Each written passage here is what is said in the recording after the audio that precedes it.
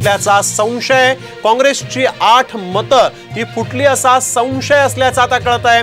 यावेळी एक महत्त्वाची बातमी, काँग्रेसची मतं फुटणार असा यावेळेस दावे देखील करण्यात आले होते आणि आता मात्र 8 मतं काँग्रेसची फुटली असा संशय असल्याचं दिसतंय।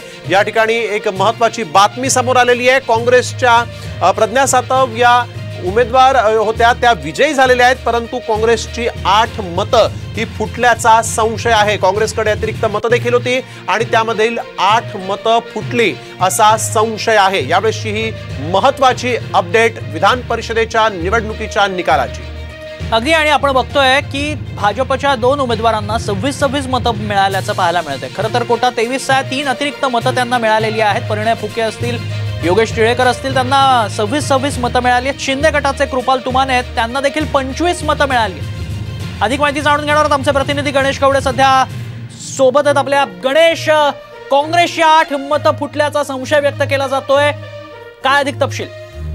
नक्कीच काँग्रेसचे आमदार असणारे गोरंटल यांनी स्वतः भातिक वर्तवलं करण्यात आलं होतं की काँग्रेसची काही मतं आहेत ती फुटतील आणि त्याच पद्धतीने काँग्रेसची 8 मतं फुटल्याचं चित्र आहे ते सध्या तरी स्पष्ट होताना दिसतंय। त्यामुळे कुठेतरी काँग्रेसमध्ये एकमत नाही असंच हे चित्र सध्या तरी दिसतंय। त्यामुळे कुठेतरी महायुतीला याचा फायदा होताना पाहायला मिळतोय, कारण की ज्या पद्धतीने महायुतीचे आतापर्यंत 8 उमेदवार आहेत ते विजयी झाले आहेत, तर 9वा उमेदवार सदाभाऊ खोत आणि जयंत पाटील यांच्यामध्ये सध्या तरी काटेची टक्कर पाहायला मिळते, कारण की सेकंड प्रेफरन्सची मतं आहेत ती अद्यापही मोजायला सुरुवात झालेली नाहीये। मात्र ज्या पद्धतीने मिलिंद नार्वेकर यांना देखील 1 मताची गरज आहे, मात्र काँग्रेसची कुठेतरी 8 मतं आहेत ती फुटल्याचं एकंदरीत चित्र पाहायला मिळतंय, कारण की ज्या पद्धतीने हे आरोप प्रत्यारोप होत होते त्याप्रमाणेच कुठेतरी हा सगळा फरक आहे होताना दिसतोय। कारण की ईशान सिद्दीकी यांनी देखील स्पष्ट केलं होतं की मला कुठल्याही आमदारांनी या नेत्यांनी माझ्या काँग्रेसचा मला संपर्क केला नाहीये, त्यामुळे कुठेतरी काँग्रेसची 8 मतं फुटल्यामुळे महायुतीला मोठा फायदा होताना पाहायला मिळतोय।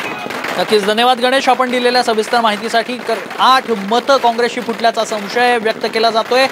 2 वर्षांपूर्वी जी निवडणूक झाली विधान परिषदेची, त्यातही काँग्रेसमुळेच चंद्रकांत हंडोरे यांचा पराभव झाला होता। काँग्रेसचे पहिल्या पसंतीचे ते खरं तर उमेदवार होते, मात्र त्यांचा तिथं पराभव झाला होता आणि भाजपचे उमेदवार त्या ठिकाणी निवडून आल्याचं पाहायला मिळालं होतं आणि तोच पॅटर्न याही विधान परिषदेच्या निवडणुकीत पाहायला मिळतोय। असा संशय व्यक्त केला जातोय की 8 मतं काँग्रेसची फुटली आहेत, जमाय। अगदी तन्मय, आणि ही जी मतं फुटली आहेत असा जो संशय आहे त्याचा फटका काँग्रेसला जरी बसला नसला तरी महाविकास आघाडीला ह्याचा फटका बसू शकतो असं इथं दिसतंय, कारण 8 मतं नक्कीच महत्त्वाची आणि ही 8 मतं काँग्रेसचा उमेदवार तर निवडून आलेला आहे, प्रज्ञा सातव विजयी घोषित झालेल्या आहेत, परंतु काँग्रेसची 8 मतं जी मित्रपक्षांना मिळू शकली असती ती मात्र फुटली।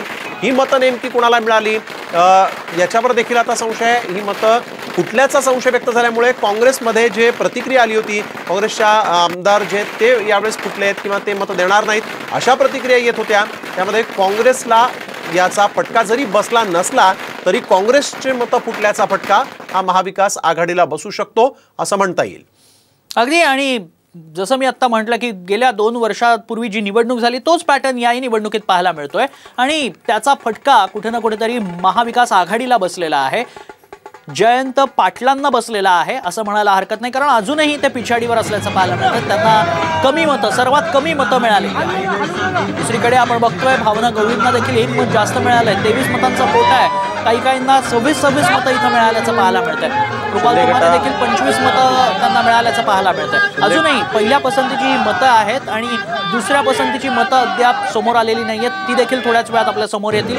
मात्र महाविकास आघाडीला याचा फटका नक्कीच बसताना पाहायला मिळतो। महायुतीचे आतापर्यंत 8 उमेदवार विजयी झाल्याचंही पाहायला मिळतं।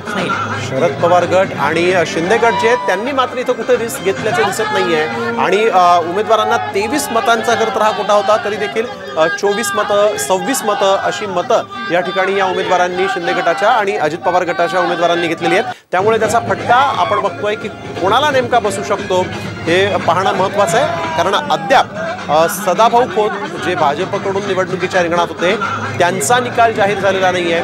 सदाभाऊ खोत तसंच मिलिंद नार्वेकर आणि जयंत पाटील यांचं नेमकं काय होतं, तिघांपैकी कोण दोघं विजयी होतात हे पाहावं लागेल।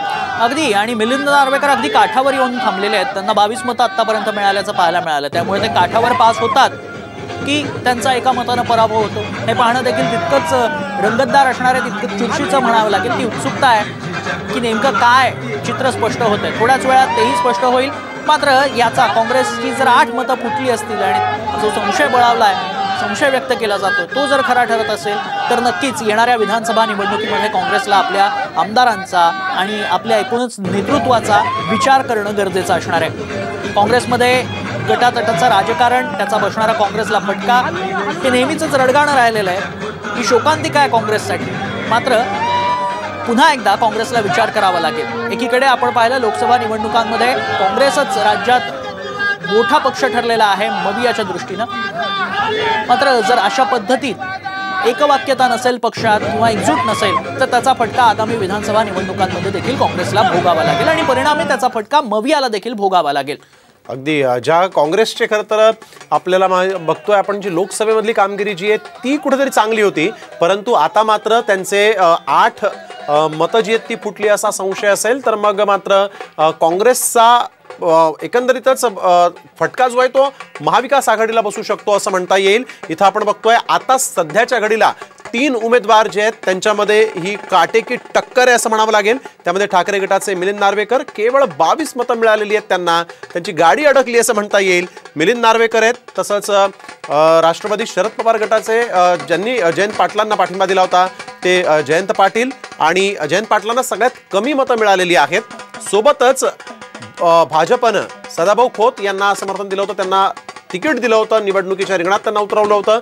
ते देखील इथं आता त्यांचा देखील निकाल अद्याप आलेला नाहीये. त्यामुळे या तिघांपैकी 2 आमदार होणार आहेत आणि एका उमेदवाराला पराभवाचा सामना करावा लागू शकतो. हा एक उमेदवार नेमका कोण? भाजप 5च्या 5 आपले जे उमेदवार आहेत ते निवडून आणू शकतं का? आणि जर कधी भाजपनं 5च्या 5 आणले तर मात्र शरद पवार गटाचे समर्थन असणारे